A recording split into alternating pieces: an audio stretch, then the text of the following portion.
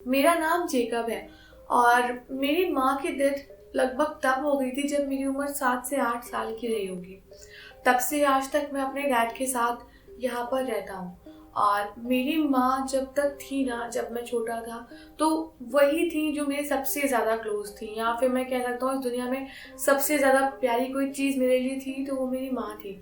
कुछ साल बीत जाने के बाद आज मेरी उम्र 15 साल की है और आज भी मैं पता नहीं क्यों महसूस करता हूँ जैसे मेरी माँ मेरे साथ ही होंगी और मुझे कहीं ना कहीं से देख रही हूँ। और मुझे आज भी उनकी उतनी ही याद आती है जितनी मुझे तब आती थी जब मैंने उन्हें खोया था। ये जो मैं आज आपको किस्सा बताने जा रहा हूँ, ये अभी से कुछ ही दिनों पहले की बात है, जब मैं अपने स्कूल से बस के थ्रू जाया आया करता था। और एक बार की बात है जब सुबह मैं अपनी बस का वेट करते हुए बाहर खिड़की से झांकते हुए अपना फोन चला रहा था और मैं अपने दोस्त से बात कर रहा था कि आज हम मतलब कैसे मिलेंगे, क्या खेलेंगे करके, मतलब जो हम बॉयज टॉक करते हैं, मतलब वैसी बात कर रहा था। अच्छा, उसी बीच ना मुझे एक अननोन मैसेज आया और उसका कोई भी नंबर नहीं था। ऐसा लग रहा था जैसे कोई स्पैम मैसेज कर रहा है। तो वो मुझे मैसेज किया कि मैं हमेशा तुम्हारे साथ हूँ। अब मैंने ये मैसेज पढ़ा तो मैंने कहा ठीक है, मतलब कोई होगा, या कुछ ऐसे होता है ना, कई बार कुछ मैसेज आते हैं तो वैसे कुछ होगा। मैंने स्वैप करके उसको रीड करके छोड़ दिया और मैं अपने दोस्त से कंटिन्यू बात करने लग गया।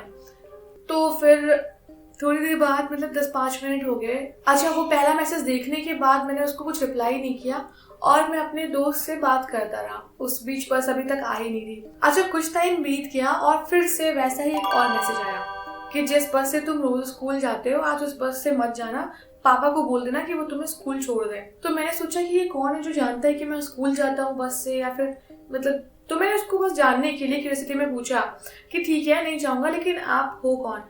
तो कोई भी रिप्लाई नहीं आया और फिर ठीक है, मतलब मुझे लगा कि क्या पता कोई होगा, जो भी है चलो ठीक है। खैर, अब मैं ना, टाइम हो गया था मेरी बस का, तो मैंने अपना सामान वगैरह लिया और मैं रास्ते में जाने लग गया।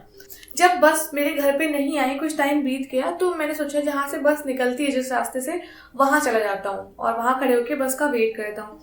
मैं बस का वेट कर ही रहा था मेरे माइंड में, लेकिन वो मैसेजेस जो उसने भेजे थे, अननोन नंबर जो था जिसने मुझे मैसेजेस भेजे थे, उसकी बातें मुझे याद आने लगी कि उसने, अब क्योंकि बस आज पहली बार ऐसा हुआ था कि बस मेरे घर पे नहीं आई थी और मुझे बस स्टॉप में जाते हुए भी बहुत अजीब सा लग रहा था, क्योंकि वो सब मैसेज मेरे दिमाग में घूम रहे थे कि आज बस से मत जाओ, पापा को बोल दो वो छोड़ देंगे, ये सब चीजें।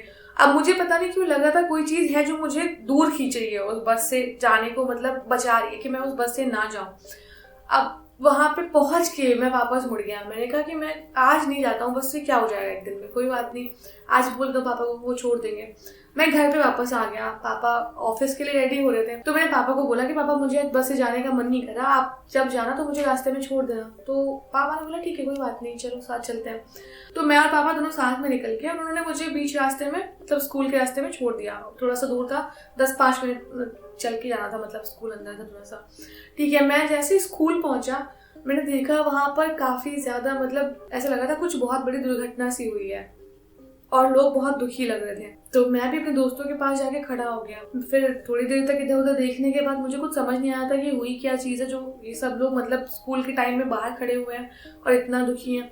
तभी फिर हमारे स्कूल में एक, मतलब इमरजेंसी मीटिंग टाइप की बुलाई गई, जो बाहर हॉल में असेंबली जैसे मतलब बुलाया गया।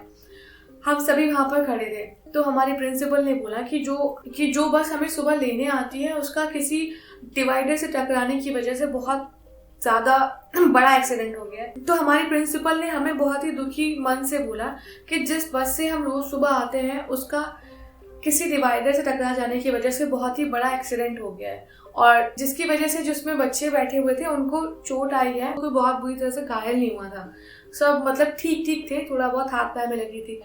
लेकिन सबसे बड़ी बात, जब मैंने उस बस को देखा, मैं ये देख के दंग रह गया, क्योंकि जो वो सीट थी जिस पे मैं हमेशा बैठता था पीछे कॉर्नर में, वो सीट पूरी तरह से चकनाचूर हो चुकी थी। ऐसा लगा था किसी चीज ने बहुत तेजी से टक्कर मार के उसको पीछे से चकनाचूर कर दिया है। और अगर मैं आज इस बस में आता तो मे भी बाकी सारे लोग को कुछ नहीं होता या उनको जो भी नॉर्मल चोट लगी लगती, लेकिन मैं किसी भी कीमत पे नहीं बच पाता। और जैसे ही मैंने उस बस की हालत देखी, मेरे रोंगटे खड़े हो गए और मैं बस भगवान को धन्यवाद देने लग गया कि चलो, मतलब उन्होंने मेरी जान बचाई। या फिर मेरी माँ, जैसे हमेशा मैंने बताया कि वो मेरे साथ रहती है, तो वो मतलब उन्होंने कुछ मेरी हेल्प की होगी, क्योंकि जैसे ही जब मैं ये उन्होंने न्यूज़ दी और हमारे स्कूल की छुट्टी हो गई थी, जैसे ही मैं घर वापस गया मैंने सर्च करना चाहा कि वो नंबर किसका, उसको एक बार कॉल कर लूँ कि मतलब पूछूँ कि क्या है, मतलब उसे कैसे पता था कि ये सब होने वाला है।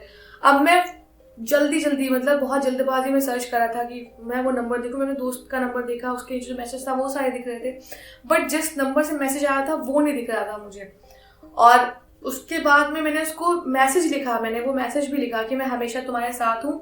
इस कीवर्ड से कोई मैसेज मेरे पास आया, कोई भी मैसेज का रिजल्ट नहीं आया। सर्च का मतलब कोई भी रिजल्ट नहीं था उसमें, मतलब मेरे पास ऐसा कोई मैसेज आया ही नहीं था, मुझे ऐसा लग रहा था।